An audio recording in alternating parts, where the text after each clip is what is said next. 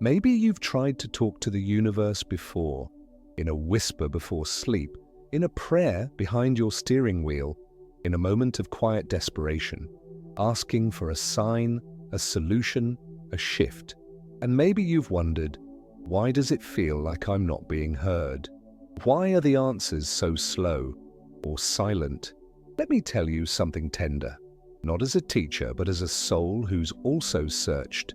The universe always listens, but it doesn't respond to fear, it responds to frequency and urgency. The desperate kind often vibrates as lack, not clarity.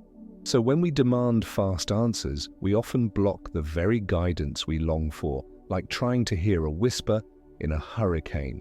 But what if I told you there is a way to speak to the universe and receive answers not through pressure, but through alignment? Not by begging, but by becoming. This video isn't about magic tricks or overnight hacks, it's about inner tuning, a return to vibrational clarity so the universe can finally mirror back what your soul has been asking all along. We'll walk through 4 sacred movements: deep connection, how to enter the energetic state where answers arrive quickly; precise request, how to ask with clarity, emotion, and surrender; sign recognition, how to decode the symbols and whispers that follow embodied trust; how to act and live from the reality you've already called in. And we'll close with a simple, powerful ritual you can begin tonight. So take a breath, not a shallow one, a real breath. Into your belly, into your heart. Because maybe this isn't just another video. Maybe this is the moment the universe has been answering, and you're finally quiet enough to hear it. There's a sacred doorway we all pass through each night, the soft veil between waking and sleep. It's that liminal space where the body loosens and the mind is no longer running, but floating, open, quiet, receptive. This is the golden state where the voice of the universe becomes loudest, not because it changes volume, but because we've finally softened enough to listen. Neuroscientists like Dr. James Doty have shown how this state, somewhere between alpha and theta brainwaves, allows the subconscious to become more programmable and the heart to influence the brain in profound ways. It's here, in this delicate trance, that we can plant the seed of our desire. Try this tonight as you lie in bed, body heavy, breath slow. Bring to mind one image, one feeling, one vision of what you wish to call in. Not with anxiety, but with certainty. Not to fix your life, but to align it. Feel it in your body as if it's already done. Not perfect, but present. Let your nervous system memorize the vibration of yes.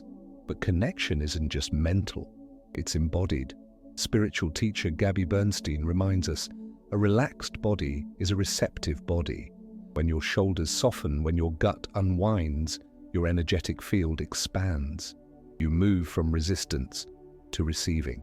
So before you ask, take a moment to relax the physical vessel. A few minutes of breath work, a warm hand over your heart, a soft hum, a sigh, a letting go, and then write. Yes, write. Because when we journal with intention, we give form to the formless. In the evening, take 5 quiet minutes. Write a letter to the universe, not to explain or beg, but to express. Let your desire flow. Be specific. Be emotional. Then, either fold it with reverence and tuck it into a sacred place, or burn it gently and release the ashes. This is an energetic closure, a Kundalini-inspired release. You've sent the message. Now let the universe deliver the response. This is the first key. Speak in silence, align through softness, and let your energy speak louder than your words. The universe is not confused, but sometimes we are. We ask for healing, but secretly expect more pain. We ask for abundance, but whisper thoughts of lack. We ask for love, but build walls of fear. Clarity isn't just about the words we use, it's about the vibration beneath those words. So here's the truth. The more precisely and emotionally aligned you ask, the faster the answer arrives. The letter to the universe. This practice, shared by thousands on sacred forums and even spiritual corners of Reddit, is simple but profound. Write your desire in the present tense, as if it's already unfolding. I am so grateful that $5,000 has flowed into my account for my sacred project. I feel calm, supported, and lit up in this new chapter of love. I now live in a space that reflects my peace and radiance. The secret is to feel it as you write it.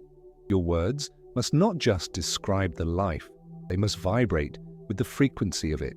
But then comes the most misunderstood part of manifestation. You must surrender. Not out of laziness, but because control is a low-frequency.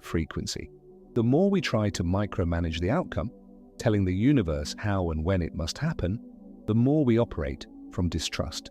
So yes, be clear, be specific, but let go of the delivery schedule. The universe responds not to pressure, but to the coherence of a calm, open heart. Here's a gentle practice. After writing your letter, whisper, "Thank you. I trust the how is not my job. My only role is to receive." Let it land. Let it echo. Let it remind every cell in your body that you're not alone in this co-creation. This is the second key. Ask with clarity. Feel it fully. Release it completely. Once you've asked, clearly, emotionally, and with surrender, the universe begins its quiet response. But here's the challenge. We often expect thunder when the answer arrives as a whisper. The language of the universe is symbolic, subtle, deeply personal. It speaks through synchronicities, repeated numbers, overheard conversations, unexpected meetings, accidents, a delay, a detour, a technical glitch that changes your direction, sudden clarity, an idea that rushes in like a breeze through an open window, dreams, recurring themes, messages that feel more than just imagination. Physical sensations when a chill on your spine, a deep warmth in your chest, a tingling when you speak a certain truth. These aren't random, they're responses. But to notice them, you must slow down. You must listen, not with your ears, but with your being. Practice this for 7 days. Carry a small notebook or open a special notes app. Each time you notice a coincidence, an odd pattern, or a bodily nudge, write it down. Don't try to decode everything, just track. Why? Because tracking creates attunement, and attunement is how you begin to see the invisible. And here's something deeper. Sometimes the sign isn't outside of you, it's in your emotion. A deep sense of peace when you think of a choice, a quiet unease you can't explain, an inexplicable pull toward a path you had dismissed. Your body is part of the conversation. Your heart is part of the decoding. To speak to the universe is to speak to yourself. This is the third key. Notice, feel, and honor the small responses as sacred steps. The moment you ask the universe for something sacred, it doesn't just go out into the cosmos, it goes into you because you're not waiting for a new reality. You're becoming the version of you who lives it. This is where most seekers get stuck. They ask, they notice signs, but they stay anchored in their old identity, still doubting, still postponing joy, still acting from fear. But the truth is, the version of you who already received your desire, they already exist in your imagination, in your frequency, in your next choice. Here's your portal.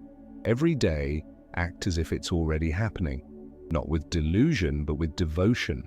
What would that future self believe? How would they walk, speak, choose, love? Even if your bank account hasn't shifted yet, walk with the energy of someone supported by life. Even if the relationship hasn't arrived, speak to yourself with the love you seek from another.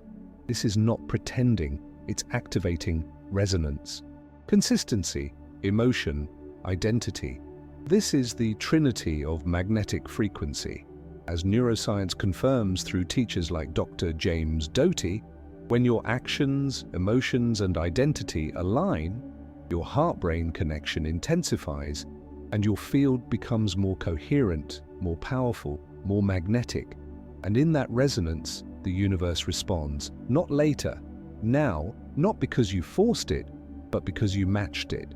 This is the fourth key. Don't wait to become. Begin from within. Your future self is simply the version of you that stopped doubting. You've remembered how to speak to the universe, not with noise, but with clarity, not with control, but with alignment. And now, as your final step, you are asked not to chase the answer, but to become the space where the answer can land. Here's your simple sacred synthesis. 1. Breathe. Start each evening with 3 deep belly breaths. Let the body soften. 2. Write. Express your desire in the present tense. Let emotion be your ink. 3. Release. Fold the letter, burn it, or place it on an altar. Detach. Trust. 4. Act. Move through your day as if it's already unfolding. Speak and choose from that vibration. 5. Observe. Carry a small notebook. Track synchronicities, signs, inner nudges. And now, your 7-day soul challenge. For the next 7 days, write a letter to the universe every night. Present tense plus gratitude. Practice the 369 method. Write your desire 3 times in the morning, 6 in the afternoon, 9 before sleep. Keep a synchronicity journal. Capture every moment that feels like a wink from the divine. You don't need to be perfect. You just need to be present. Affirmation. I speak with clarity, act with faith, and receive with love. What I've asked for is already arriving. Say it aloud, whisper it before bed, let it root, because the universe is not far. It is within you, answering already. You're not alone in your asking. You're being heard, held, and guided, even now. If this message touched something in you, share it. Let it reach someone else who's been waiting for an answer. Like, comment, tell me what sign showed up for you. And remember, the conversation with the universe never ends. It deepens. Until next time, stay soft, stay clear, stay aligned.